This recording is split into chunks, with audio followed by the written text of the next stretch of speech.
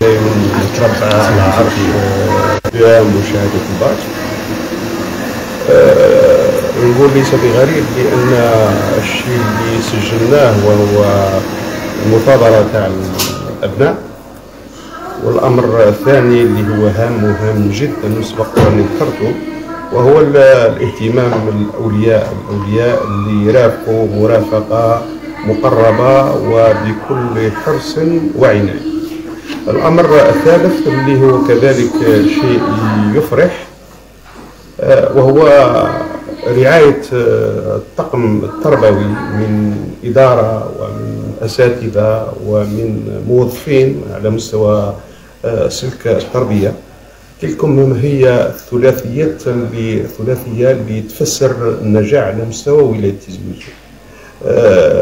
الأجواء اللي نوضع فيها الطفل كسوسوا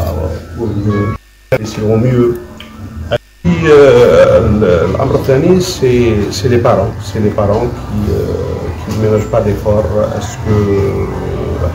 بالرغم من البعض منهم، بالرغم من الضعف المادي اللي عندهم، ولكن الشيء هذا ما خلاهمش يديروا تضحيات على حساب الوطن تاعهم، تضحيات على حساب المعيشة تاعهم، ولكن الاستثمار الحقيقي دائما وابدا كان في ابنائهم، وهذه الصفة اللي تميز بها تيزي وجه.